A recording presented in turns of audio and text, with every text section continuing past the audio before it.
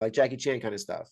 I didn't have any stats of how many people got hurt on the original film, but I imagine quite a few. How many My birds got eyes hurt? hurt after watching it. I was injured.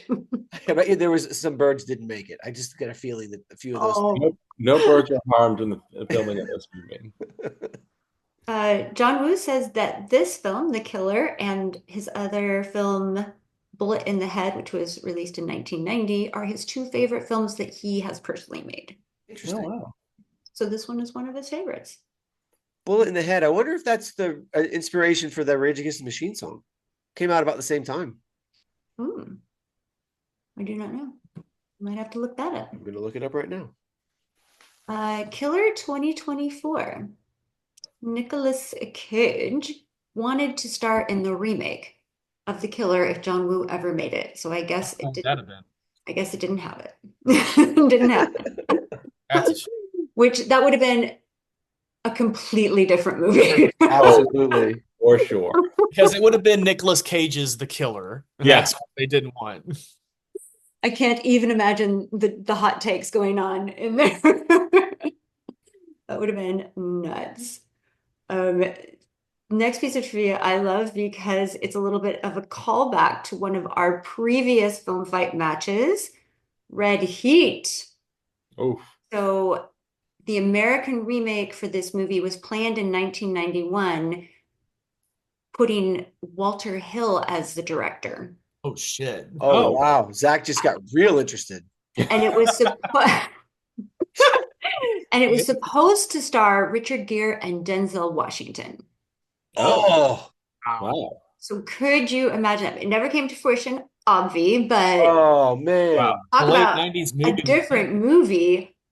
I can't even imagine. But could you think, I mean, this was released in 1989. In 1991 to do a remake with two, I mean, why? That seems because America was big on, like, they didn't like releasing foreign films back then.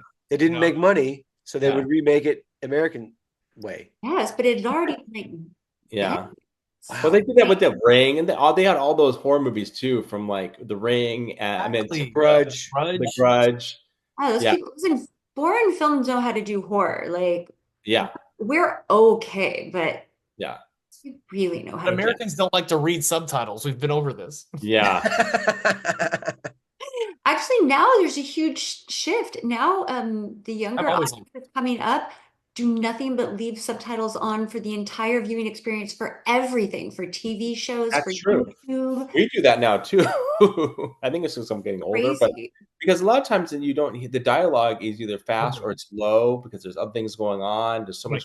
You know, they're on their phone, and so the clarity's there. But that's just kind of like a way of life now. I've noticed for younger generations. The only thing that I do that as well, but I don't like it having it on stand-up comedy shows because it'll blow the punchline sometimes. I don't watch stand-up comedy or horror because it'll give away something. Yeah. So on horror movies, I shut them off, and comedy, stand-up comedy, you shut it off. But but everything else, we keep it on too.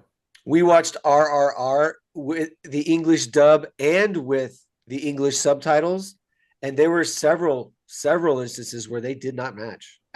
Changes the meaning of the entire sentence or the plot of the movie. Really? It added to the entertainment, I thought. It sure did. We were going to do that on New Year's Eve, but we decided against it because it's a commitment.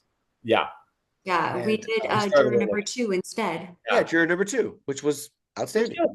That was good. What did Leslie think of the first half of it? She loved the first half. We'll have to watch the second half again because, as always, Leslie will fall asleep during almost every movie